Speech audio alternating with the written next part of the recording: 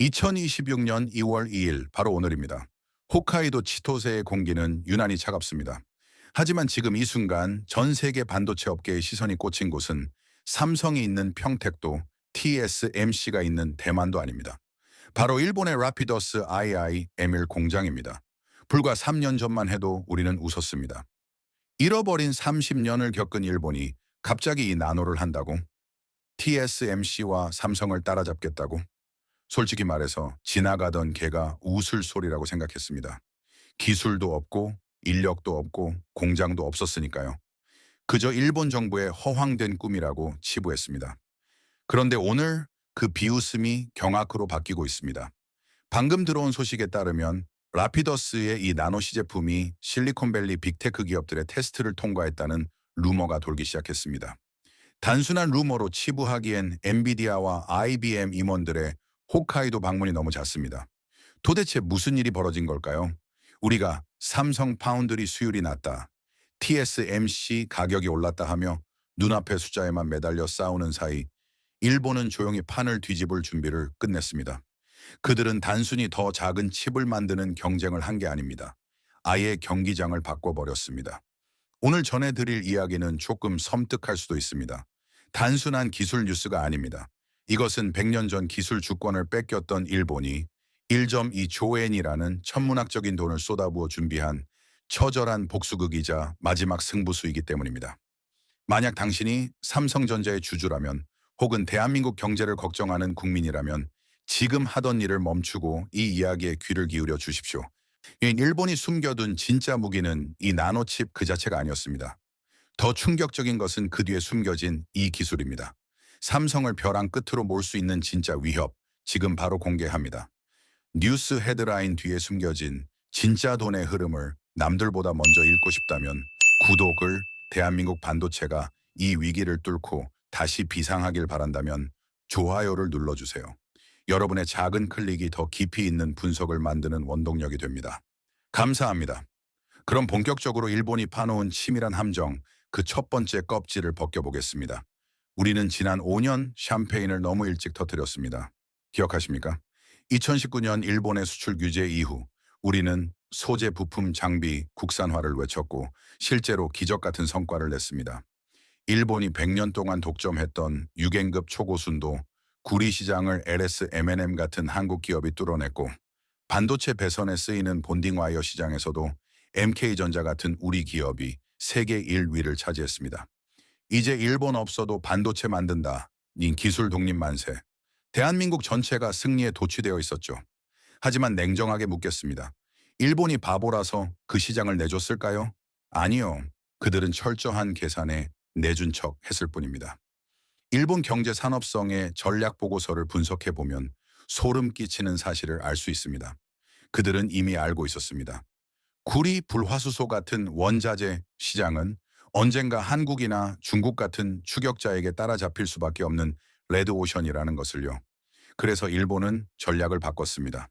재료는 너희가 만들어라. 대신 우리는 그 재료를 요리하는 도구와 레시피를 장악하겠다. 이게 무슨 말이냐고요. 쉬운 예로 맛집을 생각해 봅시다.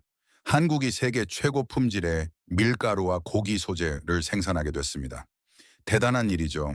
하지만 그 밀가루로 빵을 굽는 오븐, 고기를 굽는 불판, 그리고 미슐랭 셰프의 레시피 설계도를 전부 일본이 쥐고 있다면 어떻게 될까요? 재료가 아무리 좋아도 일본이 오븐 전원을 꺼버리면 우리는 빵 한 조각도 못 굽습니다. 지금 반도체 시장이 딱 이 꼴입니다. 2026년 현재 이 나노 공정의 핵심은 더 이상 얼마나 순수한 구리를 쓰냐가 아닙니다. 그 구리를 나노 단위로 깎고 붙이고 검사하는 장비와 소프트웨어 싸움입니다. 여기서 통계 하나를 보여드리겠습니다. 반도체 전공정 장비 시장에서 일본의 점유율은 여전히 30%가 넘습니다. 하지만 더 무서운 건 후공정, 즉 패키징 장비입니다. 칩을 쌓고 연결하는 이 핵심 공정에서 일본 기업들의 점유율은 무려 60%에 육박합니다. 디스코, 도쿄일렉트론, 아지노모토 같은 회사들이 버티고 있는 한 삼성전자가 아무리 이 나노 칩을 잘 설계해도 그걸 완제품으로 만들어낼 방법이 요원합니다. 더 충격적인 사실은 라피더스의 움직임입니다. 라피더스는 이 나노칩을 직접 생산하는 것에 그치지 않고 이 소재 장비 공급망을 블랙박스처럼 만들고 있습니다. 즉 일본 안에서 일본 장비로만 생산 가능한 폐쇄형 생태계를 구축하고 있다는 뜻입니다. 이것은 과거의 수출 규제와는 차원이 다릅니다. 수출 규제는 물건을 안 파는 것이었지만 이번 전략은 아예 대체 불가능한 표준을 만들어 삼성을 기술적으로 고립시키는 작전입니다. 100년 기술을 뺏겼다고 분해하던 일본이 그 뒤로는 100년 뒤를 내다보고 한국이 절대 넘볼 수 없는 성벽을 쌓고 있었던 겁니다. 우리가 소재 국산화라는 달콤한 성과에 취해 있는 사이 그들은 이미 다음 전쟁터로 이동했습니다. 그리고 그 전쟁터에는 삼성을 겨냥한 더 치명적인 무기가 기다리고 있습니다. 바로 미국 트럼프 행정부의 관세 폭탄과 결합된 일본의 노림수입니다. 자, 이제 시야를 조금 더 넓혀보겠습니다. 일본이 파놓은 함정이 기술적인 포위망이라면 미국이 던진 변수는 삼성의 숨통을 조이는 경제적 올가미입니다. 2026년 새해 벽두부터 백악관에서 날아온 소식, 바로 트럼프 행정부의 보편적 관세 정책입니다. 미국 땅에서 만들지 않은 모든 것에 세금을 물리겠다. 이 한마디가 평택 반도체 공장에 어떤 의미인지 아십니까? 삼성전자는 텍사스 테일러시에 수십조 원을 들여 파운드리 공장을 지었습니다. 미국 안에서 만드니까 안전할까요? 천만의 말씀입니다. 반도체를 만드는 데 필요한 웨이퍼, 화학약품, 핵심 부품의 70% 이상을 여전히 한국이나 아시아에서 가져와야 하기 때문입니다. 여기에 10%에서 25%의 관세가 붙는 순간 삼성칩의 가격 경쟁력은 그 자리에서 증발해 버립니다. 그런데 여기서 일본 라피더스의 소름 돋는 전략이 드러납니다. 라피더스는 처음부터 독자 기술을 고집하지 않았습니다.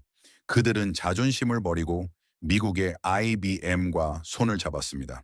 이게 신의 한 수였습니다. 트럼프 행정부 입장에서 삼성은 미국의 공장을 지은 외국 기업에 불과하지만 라피더스는 미국의 원천 기술 IBM을 사용하는 동맹국의 기업이 됩니다. 쉽게 비유해 보겠습니다. 삼성은 비싼 입장료를 내고 미국이라는 놀이공원에 들어왔는데 놀이기구를 탈 때마다 추가 요금 관세를 내야 하는 상황입니다. 반면 라피더스는 IBM이라는 미국인 친구의 손을 잡고 프리패스 면세 혜택으로 정문을 통과하고 있는 겁니다. 실제로 월가 전문가들은 라피더스가 생산할 이 나노칩이 메이드 인 재팬이 아니라 사실상 메이드 인 US 재팬 얼라이언스로 분류될 가능성이 높다고 보고 있습니다. 이렇게 되면 삼성은 가격에서부터 일본에 지고 들어가는 싸움이 됩니다. 30%더 비싼 삼성 칩과 미국 기술로 무장한 저렴한 일본 칩. 구글과 아마존이 누구의 손을 들어줄지는 너무 뻔하지 않습니까? 이것이 바로 일본이 준비한 최후의 한 수 중 절반입니다. 하지만 진짜 공포는 아직 남아 있습니다. 가격보다 더 무서운 기술적 격차가 우리를 기다리고 있기 때문입니다. 여러분은 혹시 유리기판이라는 말을 들어보셨습니까? 지금 당장 메모장에 적어두셔도 좋습니다. 이 단어가 2026년 삼성과 일본의 운명을 가를 결정적인 키워드이기 때문입니다. 지금까지 반도체 칩은 초록색 플라스틱 기판 위에 얹혀졌습니다. 하지만 AI 시대가 오면서 문제가 터졌습니다. 칩은 너무 뜨겁고 데이터는 너무 많은데 플라스틱 기판이 열을 견디지 못하고 휘어지기 시작한 겁니다. 그래서 등장한 대안이 바로 유리 글래스론입니다. 유리는 열에 강하고 표면이 완벽하게 평평해서 더 미세한 회로를 그릴 수 있습니다. 인텔과 엔비디아가 유리 기판이 없으면 차세대 AI 칩도 없다고 말할 정도죠. 그런데 문제가 있습니다. 이 꿈의 기판을 만드는 핵심 소재와 기술, 누가 쥐고 있을까요? 놀랍게도 또 일본입니다. 이비덴. 시네츠 화학 같은 일본 기업들이 유리 기판 소재 분야에서 압도적인 특허와 기술력을 보유하고 있습니다. 라피더스가 무서운 이유가 여기 있습니다. 그들은 단순히 이 나노칩 알맹이만 만드는 게 아닙니다. 그 칩을 완벽하게 작동시킬 최첨단 유리 기판 패키징 기술까지 일본 내 공급망으로 해결하겠다는 겁니다. 상상해 보십시오. 삼성전자가 기적적으로 이 나노칩 수요를 잡았다고 칩시다. 그런데 그 칩을 얹을 최신 유리 기판을 구하지 못해 일본 기업에 줄을 서야 한다면 페라리 엔진을 만들었는데 차체가 없어서 자전거에 얹어야 하는 꼴이 됩니다. 이것은 단순한 가정이 아닙니다. 이미 일본 정부는 홋카이도 라피더스 공장 주변에 소재 부품 기업들을 집결시키고 있습니다. 칩 설계부터 생산 그리고 최후의 패키징까지 메이드 인 재팬만으로 완결되는 거대한 요새를 짓고 있는 겁니다. 우리가 일본은 끝났다고 방심하던 그 10년 동안 그들은 묵묵히 칼을 갈며 이 요새의 벽돌을 하나하나 쌓아 올렸습니다. 그리고 이제 그 성문이 열리고 거인들이 쏟아져 나오기 시작했습니다. 과연 삼성은 이 포위망을 뚫을 수 있을까요? 아니면 100년 전처럼 기술의 주도권을 다시 일본에 넘겨주게 될까요? 결론을 내릴 시간입니다. 자, 이제 결론을 내려야 할 시간입니다. 오늘 우리가 살펴본 2026년의 반도체 전쟁, 그 실체는 명확합니다. 이것은 단순한 기업 간의 점유율 싸움이 아닙니다. 일본의 기술 복수극과 미국의 자국 우선주의가 결합하여 만들어낸 거대한 퍼펙트 스톰입니다. 앞에는 라피더스라는 저격수, 뒤에는 트럼프의 관세 장벽, 그리고 발밑에는 유리 기판이라는 새로운 기술 함정까지 사방이 적으로 둘러싸인 형국입니다. 누군가는 삼성은 언제나 위기에 강했다며 낙관론을 펼칠지도 모릅니다. 맞습니다. 삼성은 불가능을 가능으로 만들며 성장해온 기업입니다. 하지만 이번 위기는 다릅니다. 과거에는 따라잡을 목표 일본과 앞에 있었고 우리는 더 빨리 뛰면 됐습니다. 하지만 지금은 우리가 1등이고 적들은 룰을 바꾸며 협공을 해오고 있습니다. 단순히 열심히 뛰는 것만으로는 이 포위망을 뚫을 수 없습니다. 지금 삼성에게 그리고 대한민국에게 필요한 것은 속도가 아니라 방향입니다. 일본이 100년 기술로 요새를 짓는다면 우리는 그 요새를 무력화할 새로운 무기를 만들어야 합니다. 그것이 차세대 패키징 기술이든 독자적인 AI 생태계 구축이든 뼈를 깎는 혁신 없이는 지난 30년의 영광이 신기루처럼 사라질 수도 있습니다. 2026년, 지금이 바로 골든타임입니다. 이 시간을 어떻게 쓰느냐에 따라 10년 뒤 우리 아이들이 일할 대한민국 반도체의 미래가 결정될 것입니다. 일본의 역습은 시작되었습니다. 그리고 그들의 칼끝은 정확히 우리의 심장을 겨누고 있습니다. 과연 삼성전자는 이 절체절명의 위기 속에서 일본이 준비한 최후의 한 수를 뒤집을 신의 한 수를 보여줄 수 있을까요? 여러분의 생각은 어떠십니까? 삼성이 이 나노 공정과 유리기판 전쟁에서 일본을 다시 한번 누를 수 있을까요? 아니면 일본이 잃어버린 반도체 왕좌를 되찾게 될까요? 댓글로 여러분의 냉철한 분석과 뜨거운 응원을 남겨주십시오. 집단 지성의 힘이 그 어느 때보다 필요한 시점입니다. 오늘 영상은 여기까지입니다. 이 치열한 기술 전쟁의 승자가 결정되는 그날까지 저희 채널은 가장 깊이 있고 정확한 분석으로 여러분과 함께하겠습니다. 시청해 주셔서 감사합니다. 자, 이제 냉정하게 결론을 내려야 할 시간입니다. 오늘 우리가 낱낱이 파헤친 2026년 반도체 전쟁의 실체, 과연 무엇이었습니까? 이것은 단순히 삼성과 라피더스라는 기업 간의 순위 다툼이 아닙니다.